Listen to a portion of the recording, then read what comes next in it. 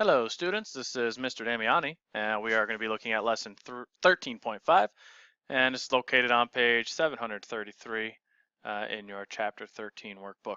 The topic for today's lesson is choose appropriate measures of center and variability. So we've been working on identifying what the measures of center are, mean, median, and mode, and then different types of variability, range, interquartile range, and your mean absolute deviation. We're just going to now work within trying to determine which measure of center is the best to describe the data and which measure of variability is the best to describe the data. So the central question, how can you choose appropriate measures of center and variability to describe a data set? Outliers, gaps, and clusters in a data set can affect both the measures of center and variability. All right, so outliers, gaps, and clusters can affect both measures of center and variability. Some measures of center and variability may describe a particular set of data better than others, and that's what we're going to investigate with 13.5. Take a look at the Unlock the Problem. Thomas is writing an article for the school newsletter about a paper airplane competition. In the distance category, Kara's airplane flew 17 feet, 16 feet, 18 feet, 15 feet, and 2 feet. That's kind of a bad flight. She must have dropped the plane. Should Thomas use the mean, median, or mode to best describe Kara's results? And then explain your reasoning. So we're trying to determine which measure of center best describes the results.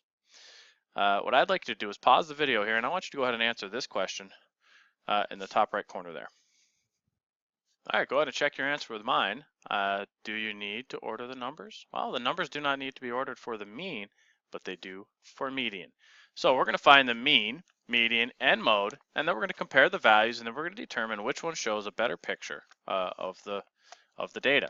So to find the mean, you're going to add together your values, 17, 16, 18, 15, and that outlier of 2. Okay? You're going to divide this by 5. That's going to give you a total of 68 for the sum of the data divided by 5 for a mean of 13.6 feet. So the average flight distance was 13.6 feet, all right, based on our data. Now let's go ahead and order the set from least to greatest in order to find the mean. So we're going to start with our outlier of 2, and it goes to 15, 16, 17, and 18. We will use our cross-off method here to determine the median. I have an odd set, so I'm going to end up with one value in the middle, and I end up with a median of 16. Okay, so we found the mean, we found the median. Now we're going to go ahead and find the mode. So when you look at the mode of this data, I have a 2, 15, 16, 17, 18. None of them repeat. So therefore, the data set has no repeated values, so there is no mode. So mode is not going to be part of our description of measure of center. All right, so if you look at the data, you'll notice our data ranges from a 2 to an 18, all right? However, most of our values fall from 15 to 18. That outlier of 2 is going to drastically affect our data here. So does the mean of 13.6 give us a good picture of the flights? Or is the median a better picture? So the mean is less than 4 of the 5 values. So it is not a good description of the center of the data. The median is closer to most of the values here. So it is the best way to describe Kara's results. So Thomas should use the median to describe Kara's results. So just a word of advice here. If you have an outlier in your data set, okay, then that is going to drastically affect your mean.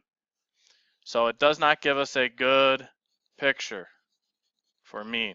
So if you have an outlier, it hurts the mean as the center of your data, and therefore median would be your best choice. All right, just a little food for thought there, okay? What I would like you to do now is let's go ahead and look at question 1 down here. Okay, I'm just going to scroll down. Explain why the two modes may be a better description than the mean or the median of the data set. 2, 2, 2, 2, 2, 7, 7, 7. So I got 4 2s and I got 4 7s. So why is mode going to be a better description than mean or median for this data set? What I'd like you to do down here is go ahead and find for me the median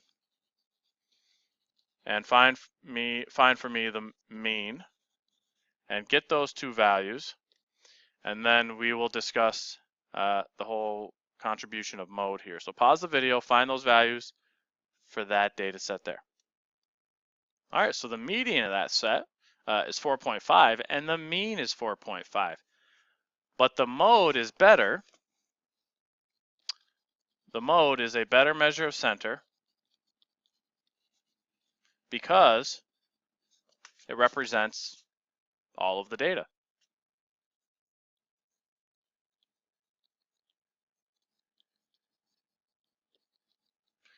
Center because it represents all of the data because the mode is 2 and 7 and the only data points in the set are 2 and 7. So therefore the mode is the best measure of center in this situation because it shows a better picture of the data. All right. So when you are trying to find the best measure of center, you need to determine which of these values is closest to the group of data. And remember, if you have an outlier, mean is not going to be your best measure of center. You're going to go with median pretty much every time. All right, so let's go ahead and turn the page, and we're going to look at how to determine the best measure of variability. So please follow along on page 734 as I read the example for you. Mr. Tobin is buying a book online. He compares prices of the book at several different sites. The table shows his results. Make a box plot of the data, then use the plot to find the range and the interquartile range. Which measure better describes the data, range or interquartile range? Explain your reasoning. All right, so we're going to create a box plot from the prices given in our table. All right, so we're going to start by taking the data and we're going to order it from least to greatest. So 5, 15, 16, 17, 17, 18, and 35. Okay.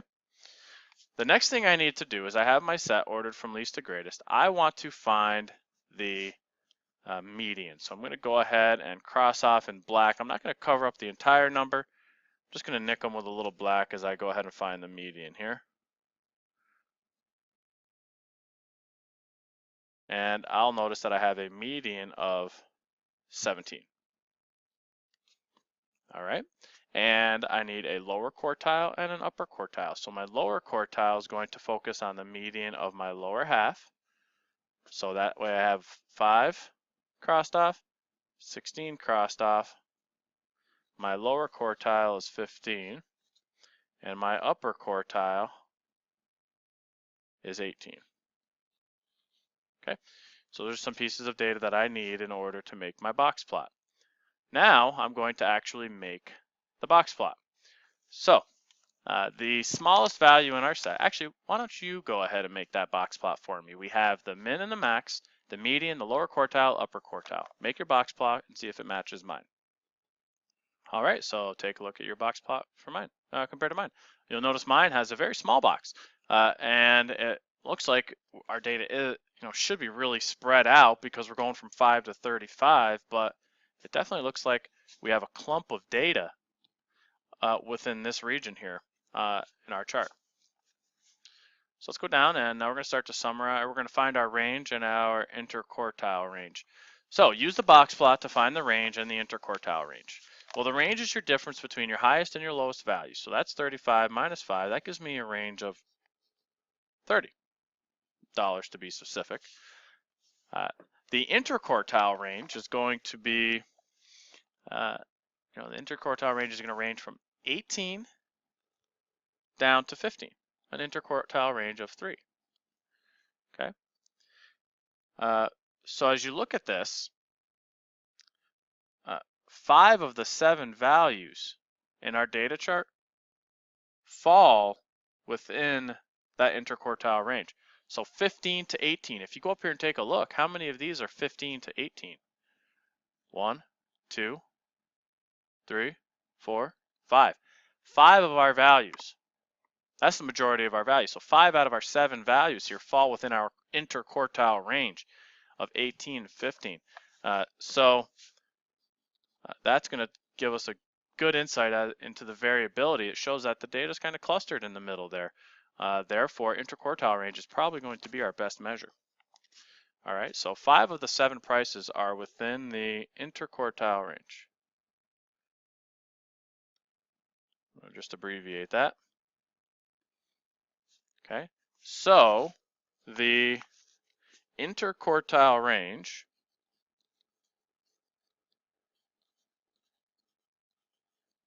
better describes the data because the range makes it appear that the data values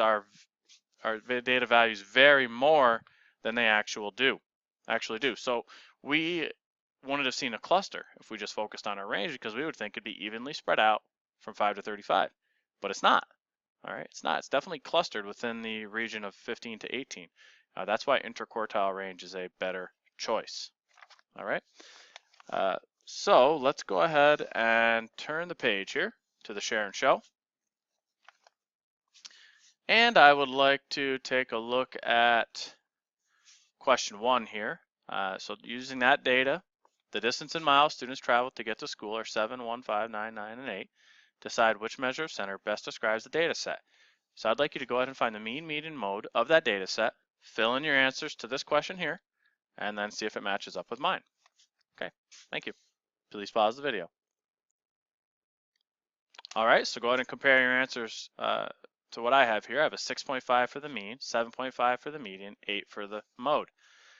The mean is less than 4, okay, of the data points, 4 of the 6 data points, and the mode describes only 2 of the greatest data points. So in this case, the median is going to be the best description of the data because most of the values fall around the median. 7, 8, 9, and 9 all fall around that median.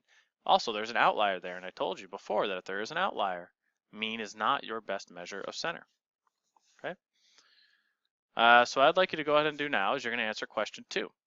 I want you to create the box plot, find the range in the interquartile range, and tell me which one is the better description. Go ahead and pause the video. All right, so here's the box plot here, and you notice that the lower quartile also happened to be the smallest value in the set. So that's why you have a 1 there with the beginning part of the box. The range was 12 minus 1, gave us 11, and the interquartile range was the 4 minus 1 of 3. So the interquartile range is the better measure of variability, or better measure to describe the set, because most of the values fall between the 1 and 4 in our box plot here. So if most of the values fall within your box, then interquartile range is the better measure of data. If that box is really spread out, or a really big box, then range is going to be your better measure of center. All right, so thanks for taking the time to watch the video and work with really kind of a culminating activity for the last 2 sections here. And remember, write your summary, focus your summary on how to determine which measure of center is better and how to determine which measure of variability is better, all this stuff that we've discussed. So get that into your summary, have that ready to share, and write a hot question. All right, thanks for watching the video. We'll see you in class. Goodbye.